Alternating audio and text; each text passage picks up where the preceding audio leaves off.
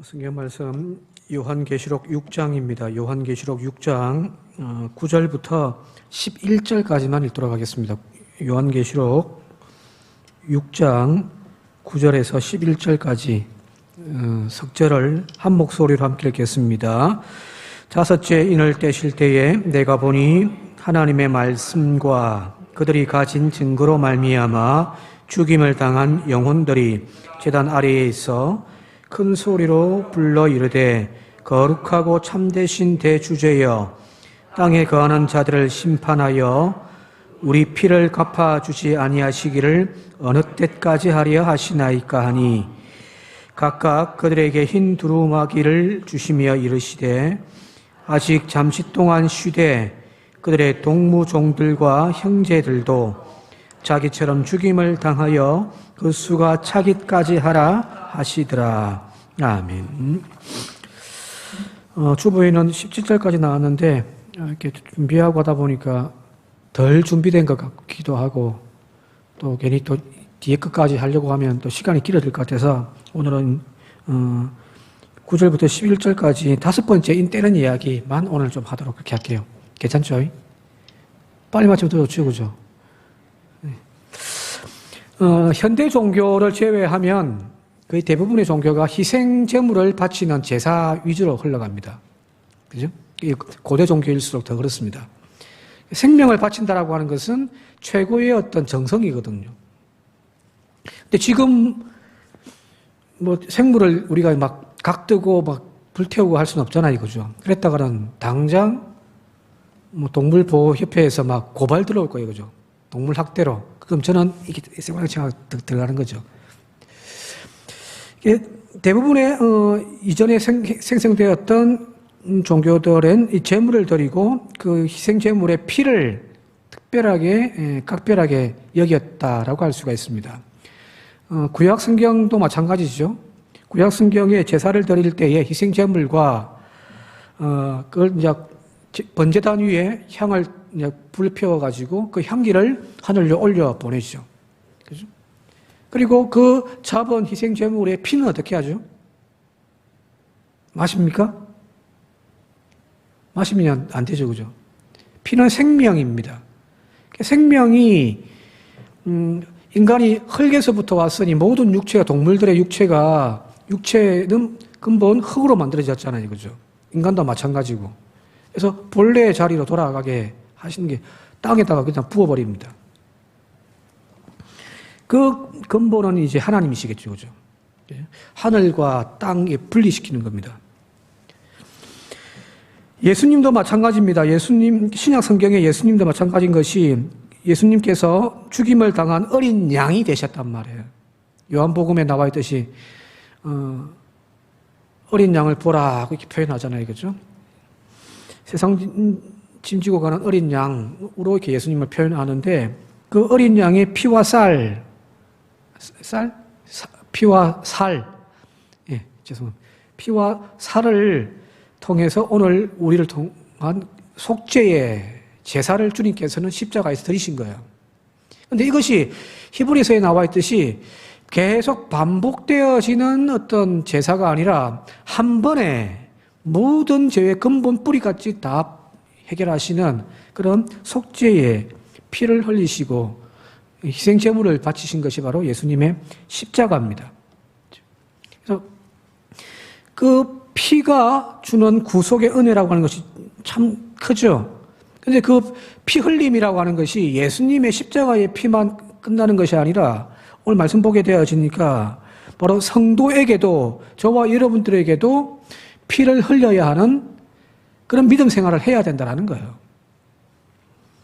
하나님의 말씀과 그들이 가진 증거로 말미암아 죽임을 당한 그 순교의 피, 그 순교의 피를 주님은 계속해서 교회 잔에 채워가시는 거예요.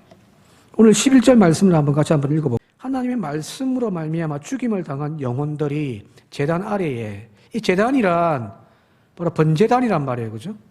희생제물을 바치는 그 번제단 위에서 고기는 태워 하늘로 올려 보내지만 그 아래에 이제 피를 이제 흘려 땅에 붓는단 말이에요. 그 피 흘린 하나님이 받으시는 거죠. 하나님이 받으시는 그 제단 아래에서 죽임을 당한 죽음의 피를 흘린 영혼들이 지금 서 있더라는 겁니다. 신앙생활 할 때 가장 처음 시작할 때 힘든 것이 뭔가요? 신앙생활 처음 시작할 때 뭐 여러 가지가 있습니다만 세상적인 유혹 뭐 다양합니다만은 제 개인적으로는 가정의 박해가 제일 심했습니다. 제일 힘들었습니다. 저희 집안 한씨 집안에서 제가 처음으로 저희 아버지 형제가 9형제인데 제가 처음으로 예수를 믿었거든요. 어머니는 남녀호랭개교를 제가 어렸을 때부터 믿었던 분이에요. 매일매일 꼬박꼬박 하루에 3번씩인가? 3번씩 30분씩 막 묘호랭개교 방품풍제가 저도 따라갔기 때문에 조금 압니다. 그걸 통해서 어머니는 아프셨던 몸이 나아진 거예요. 그때 당시에.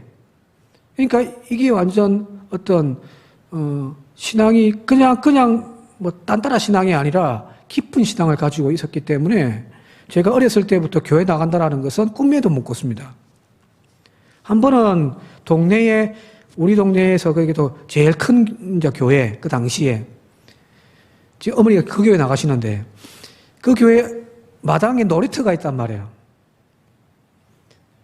근데 친구들과 함께 그 교회 가서 놀이터에서 조금 놀다 왔다고 너 교회 갔다고 얻어맞은 것이 접니다. 처음 내가 복음이 심겨지고 신앙생활을 할 때 가장 힘들고 어려운 것 중에 하나가 바로 어느 민족이나 작게 난 가정이나 복음의 씨앗이 처음에 뿌려졌을 때 그 씨앗이 수없이 많은 박해와 곤고를 당할 수밖에 없다라는 거예요. 아마 저처럼 그렇게 신앙생활 하신 분들도 아마 계실 거예요.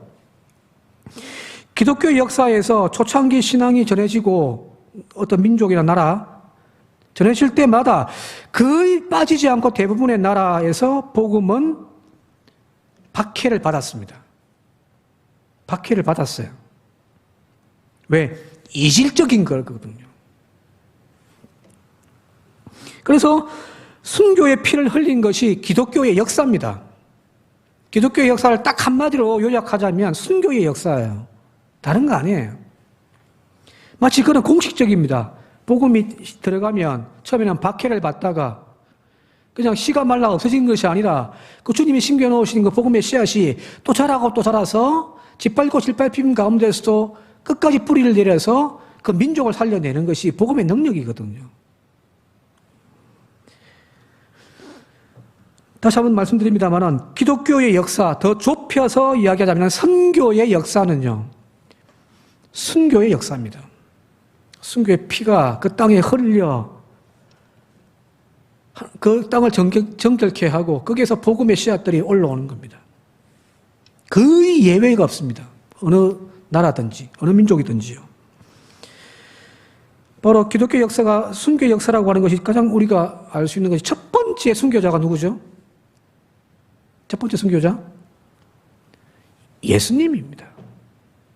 하나님 나라를 이 땅에 심기기 위해서 복음을 전가하다가 십자가에 죽임을 당한 분, 그분이 바로 예수님 아닌가요? 그게 순교 아닌가 이거죠. 그 뒤에 이제 나오는 사도행전의 스데반 집사라든지 뭐 수없이 많은 믿음의 위인들이 이 복음을 전가하면서 죽임을 당하는 그런 순교의 역사가 사도행전이고 성경의 이야기들이란 거거든요. 그래서 초대 교회의 교부, 오늘날 이야기하면 큰 지역의 이제 대표 감독 정도 되는 교부가 있는데, 그 터툴리안이라는 사람이 있습니다. 터툴리안. 이 터툴리안이라는 사람이 이렇게 이야기를 했습니다. 같이 한번 읽어볼까요? 시작. 당신들이 우리를 죽이면 죽일수록 교회는 더 풍성한 추수를 거두게 될 것이다. 순교자들의 피는 교회의 씨앗이다.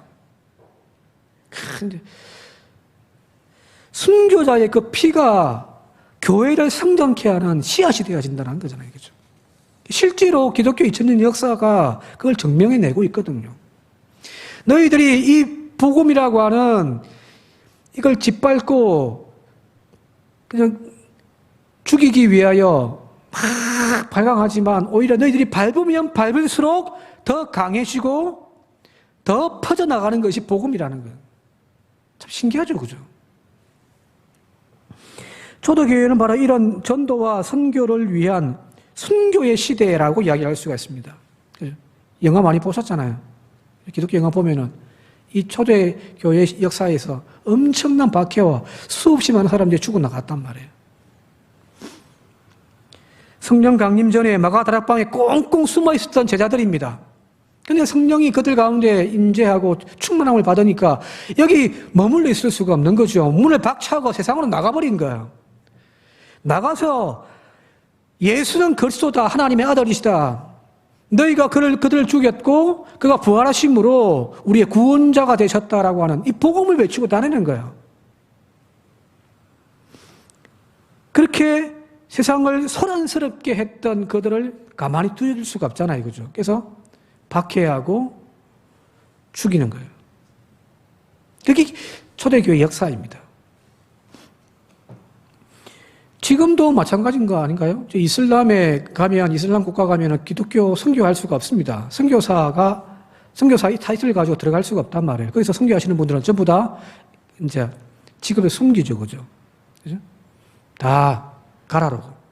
이제 뭐 어떤 직장 이름을 걸고 이제 들어간단 말이에요. 그래서 이제 개인적으로 복음을 전가하고. 그러다 들키면요. 추방당하고요. 근데 이 이슬람의 원리주의자들이 다스리는 국가 같은 경우는 철저하게 자신들의 종교 이슬람에서 개종을 하면요. 다 죽여버립니다. 오늘날에도 순교 역사가 지금 계속 이어져 가고 있단 말이에요. 자, 그런 죽임을 당한 사람들이 지금 제단 아래에서 피를 흘린 그 자리인 거죠. 그죠? 그 자리에서 지금, 이제 하나님께 호소를 하는 겁니다. 그게 10절입니다. 10절 말씀 같이 한번 읽겠습니다. 시작. 큰 소리로 불러 이르되 거룩하고 참되신 대주제여 땅에 거하는 자들을 심판하여 우리 피를 갚아주지 아니하시기를 어느 때까지 하리야 하시나이까 하니. 그들이 이제 신앙과 믿음과 복음 하나님 말씀을 지키고자 하다가 죽임을 당한 영혼들이잖아요. 그죠? 그들이 지금 이제 역사의 주관자로 하나님의 손에서 그 7 봉인되어진 두루마리를 딱 취득하신 이제 온 우주 만물의 이제 통치자로 딱 등장하는 그 주님이 나타나니까 이제는 그 주님께 오실 분이 왔다라는 거잖아요. 그죠? 그러면서 자기들의 당한 하소연들을 지금 막 쏟아내고 있는 거예요. 대주제여. 이게 참되신 대주제여. 이제 우리 앞부분에 봤잖아요. 예수님이 이제, 역사의 주관자로 등극하는, 그 일이 이제 발생하고, 이제서야 오신 그분을 향하여서 대주제여. 땅에 거하는 자들을 심판하여 우리 피를 갚아주지 아니하기를 어느 때까지 하시려고 합니까? 우리가 믿음 때문에 복음을 전가하는 것 때문에 우리가 목숨을 당하고 오늘도 지금 현실도 수없이 많은 교인들이 죽어나가고 있는데 왜 하나님 가만히 계십니까? 그 이야기잖아요.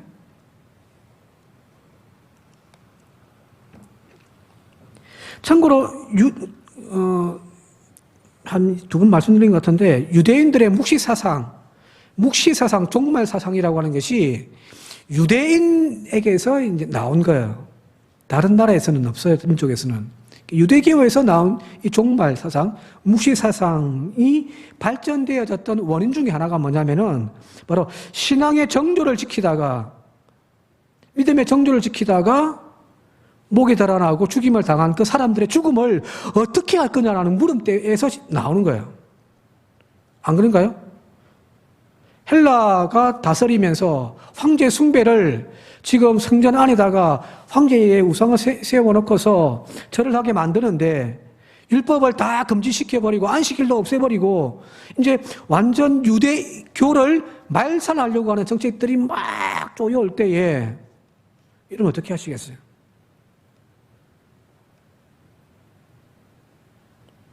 내가 아는 그 하나님, 오늘도 나를 붙들고 계시고 나를 여기까지 인도하셨던 그 하나님을 버릴 수가 없잖아요. 그죠? 그래서 이 유대교에서 수없이 많은 사람들이 목이 잘려지고 죽임을 당했단 말이에요. 한두 명이 아니에요. 집단적으로 엄청나게 많은 사람들이 믿음 하나 때문에 죽어나갔던 역사가 있단 말이에요. 자, 그들의 죽음을 왜 하나님 가만히 지켜보고 계시죠? 잘못해가지고 자기 벌 받은 것도 아니고 믿음 지키다가 하나님 말씀 순종하여 말씀 붙들다가 목이 달아나고 죽은 사람들이 지금 막 천지백갈인데 유대교에서 그런 물음이 안 나오겠어요? 왜 하나님 가만히 계시죠? 왜 하나님 저들의 죽음을 지금도 이렇게 막 판을 치고 있는 그 아주 악한 세력들이 오늘도 수없이 많은 사람들 죽여나가고 있는데 왜 하나님 가만히 계시죠? 그러면서 그들이 찾았던 답이 뭐냐면은 지금 하나님이 침묵하고 계신 것이 아니라 마지막 때에 하나님의 그때에 하나님의 역사 가운데 개입해 들어오셔서 그 엄청난 권력을 가지고 땅에 거하는 자들이 심판받을 것이다라는 겁니다. 그리고 하나님의 믿음을 지켰던 그들을 하나님께서 살리시고 부활하시고 세우실 거다라고 하는 그런 고백이 나오는 거예요. 그게 묵시사상육이 요한계시록이에요. 오늘 여기 또 마찬가지죠. 지금 하늘에서 지금 고백을 하고 있습니다. 저 주님 보십시오. 우리가 죽임을 당해서 말씀을 지키고 복음을 전거하다가 죽은 우리도 더 억울하지만 오늘도 저 땅에서는 수없이 많은 이들이 지금 죽어나가고 있지 않습니까? 어느 때까지 참으시겠습니까? 주님의 심판이 언제입니까? 라고 지금 묻는 거예요. 이제 보면 호소죠, 그죠? 자, 그러면 주님이 뭐라고 말씀하실 것 같아요? 교인들이 와가지고 막 저한테 그런 이야기를 해요. 목사님, 언제 때까지 가시겠습니까? 교회 막 어지럽히는 막 이상한 교인이 있는데 막 목사님, 언제까지 저 가만히 둘 겁니까? 한단 말이에요. 한두 명도 아니고. 피해받아가지고 막 하는 분들이 있는데, 목사님, 언제 때까지? 그럼 제가 뭐라고 해야 됩니까? 예, 알겠습니다. 곧 제가 정리할게요. 라고 이야기를 해줘야 속이 시원하잖아요. 그죠? 그죠? 근데 주님은 지금, 오냐, 내가 너희들을 돌볼 것이다. 저놈들을 어서 처단해가지고 너희들의 억울함, 내가 그 죽음을 대갚아 줄게. 라고 이야기해주면 참 좋은데, 주님은 다르게 이야기하신단 말이에요. 11절 같이 아까 한번 볼게요. 11절, 중간 부분에 아직부터 한번 같이 읽어볼게요. 아직부터 시작. 아직 잠시 동안 쉬되 그들의 동무종들과 형제들도 자기처럼 죽임을 당하여 그 수가 차기까지 하리라 하시더라는 거예요. 기다리라 합니다. 언제까지요? 나처럼, 너희들처럼, 죽임을 당한 그 수가 차야 된다. 이 부분 딱 오면 저 개인적으로 너무 실망스럽습니다. 오늘도 수없이 많은 교회들이 짓밟히고 황제 숭배를 거절하다가 죽어가고 있는 그런 현실들인데 주님이 더 이러고 있는 것처럼 보여진단 말이에요. 오래전에 저희들이 20대인가 30대인가 스테이지와 아이들이라고 하는 그죠? 유명한 가수가 나와가지고 앨범을 냈는데 그 앨범 중에 교실 이데아라고 하는 곡이 있습니다. 교실 이데아라고 하는.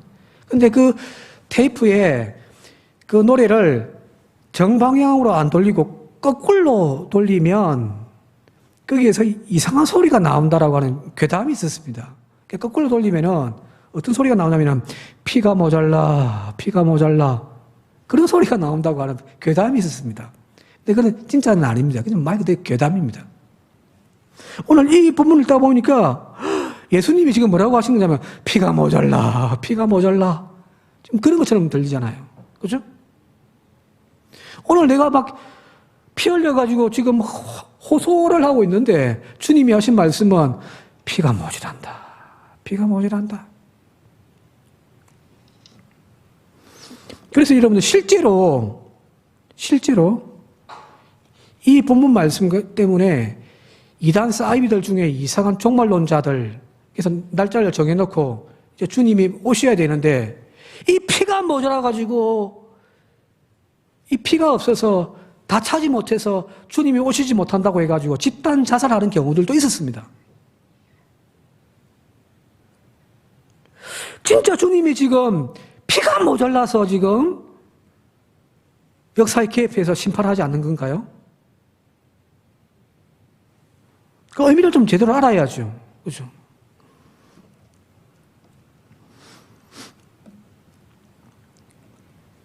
쭉 넘어가서 그냥 할게요. 앞서 이야기했듯이 복음의 확장은 터툴리안의 표현대로 한다면은 복음이 교회가 성장하고 확장되어지는 것은 순교의 역사와 맞물려 간다고 했잖아요. 그죠? 그죠? 순교, 박해, 진누름을 통하여서 거기 오히려 죽어가고 줄어들고 뒤로 물러섬이 아니라 오히려 그 박해를 통하여서 기독교는 더욱더 확산되어 나갔단 말이에요. 그 첫 번째가 예루살렘 박해고요. 유대인들이 예루살렘 박해를 하니까 거기에 모여있던 사람들이 이제 흩어져 버리는 거죠. 그죠? 그래서 일부는 뭐 구브로로 가고 안디옥도 가고 그 안디옥에서 이방 선교가 시작되어진단 말이에요. 희한하죠. 그죠? 박해를 했는데 저기서 팡팡팡 터지는 거예요. 다시 말씀드립니다. 복음의 확장은 순교의 역사와 맞물려 갑니다.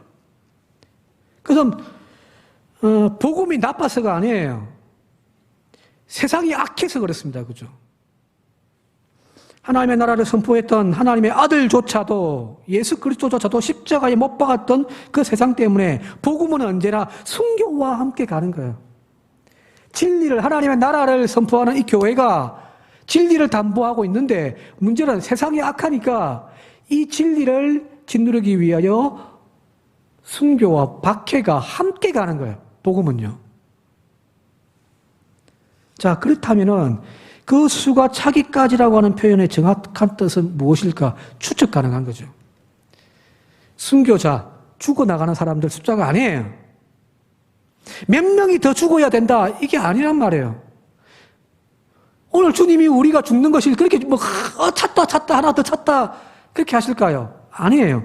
여기서 말하는 그 숫자란 그 죽임 당하는 수자의 차기까지라고 하는 표현은 예수님께서 성천하시기 직전에 하셨던 제자들 둘러 앉혀놓고서 말씀하셨던 사명, 그 사명의 말씀과 묶여갑니다. 한번 볼게요. 사도행전 1장 8절입니다. 사도행전 1장 8절 같이 읽겠습니다. 시작.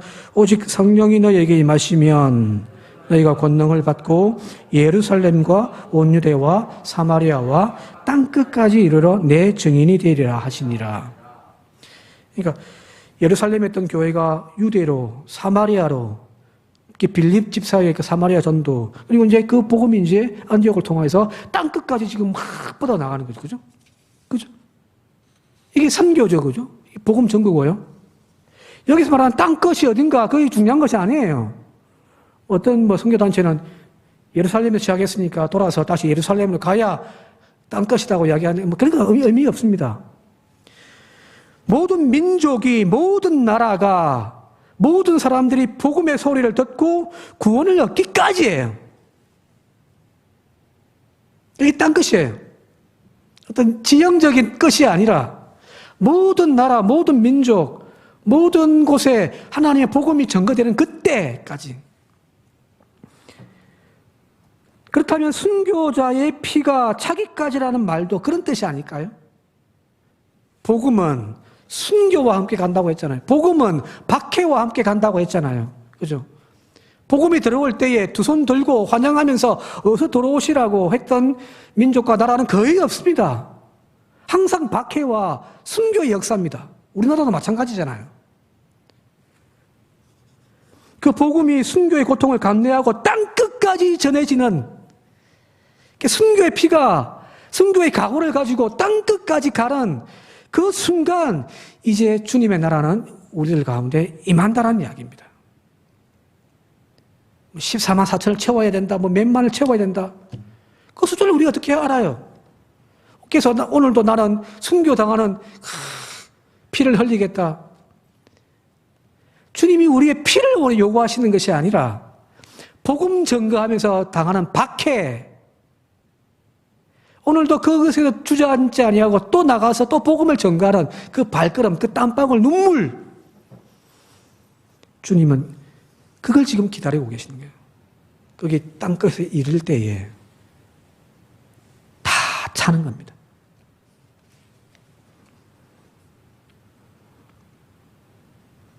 주님은 지금도 복음을 들고 오지로 땅끝으로 나가기를 원하십니다.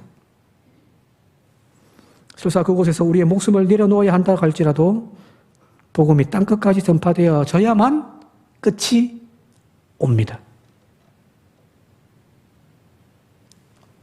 근데 그 복음을 전가로 나가는 자의 자세, 마음가짐은 뭐냐면 가서 선교지에서 호의호식하면서 편하게 살겠다가 아니라 여기 죽을 각오하고 가는 거예요.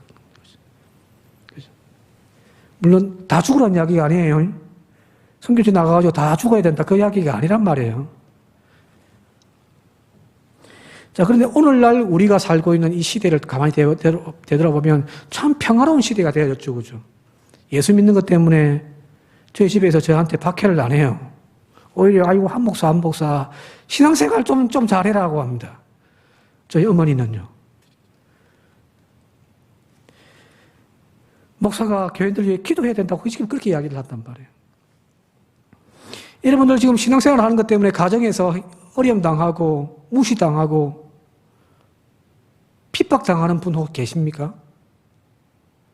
없죠. 참 좋은 평화로운 세상이 되어졌습니다. 하나님의 은혜인 것 같고 또 하나님의 축복인 것 같아요. 내가 교회 다닌다고 해서 주변에서 이렇게 박해하는 그런 일들이 좀 많이 사라져 버렸다면, 물론 아직 있긴 있겠지만요, 그죠?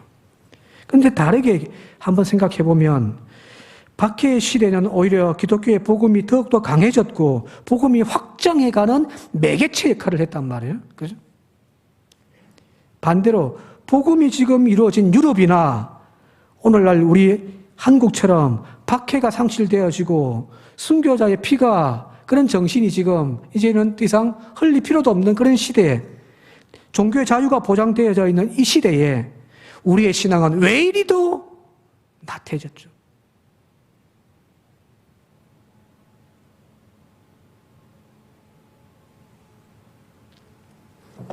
이걸 같이 묵지를 못해서 그렇습니다. 어느 순간 그렇게 힘들었던 신앙생활 하면서 막 진짜 눈물 흘리면서 교회에 나와서 예배드렸을 때는 정말 은혜고 감사였는데, 이제는 그런 걸림돌 다 하나님 치워주셨는데 박해가 사라져버리고 순교자의 정신이 사라져버린 지금은 이제 그런 열정적인 신앙은 다 식어져 버리고 게을러져 버렸단 말이에요.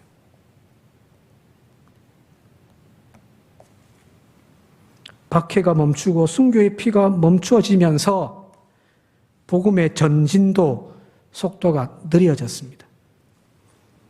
복음은 주춤거립니다. 우리 교회 좋죠? 안 좋은 모양이네. 우리 교회 좋잖아요, 그죠? 어느 교회 가서 예배 드려봐도 우리 교회 같은 교회 별로 없습니다. 그런데 너무 좋다 보니까, 별 문제가 없다 보니까 나태해지기 시작하고 있습니다. 특별히 오늘 선교주일을 우리가 오늘 아침에 들었습니다마는 교회 사명과 본질이 뭔지를 다시 한번 묻을 수 있기를 바랍니다. 우리끼리 좋으니까 여기서 초막새 찍고 목사님 오래오래 합시다. 저야 감사하죠. 그러나 교회 본질이 변질되어지고 복음이 죽어가 버린다면 안 되잖아요. 이거죠. 성도로서 주님 다시 오실 때까지 우리가 감당해야 할 일은 복음 들고 땅끝까지 나가는 일입니다. 그 땅끝까지 나가는 일들 감당하기 위하여 오늘도 우리는 주님께서 기다리시는 그 피가 죽임당하는 그 수조가 차기까지 필요한 거죠. 오늘날 그걸 사람들이 안 하려고 하는 것이 문제인 거죠. 그러면 주님은 저 뒤로 더 미뤄지겠죠.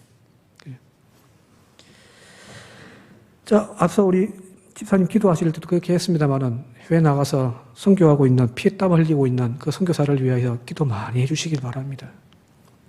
저 주변에도 후배들도 뭐 선교지 가 있는 분들도 많은데 이야기 들어보면은 생고생입니다. 이전에는 막 근데 막 선교 후원 많이 받아가지고 막 거기서 막 궁궐처럼 산다라고 하는 분들도 옛날에 있었는데 지금은 안 해.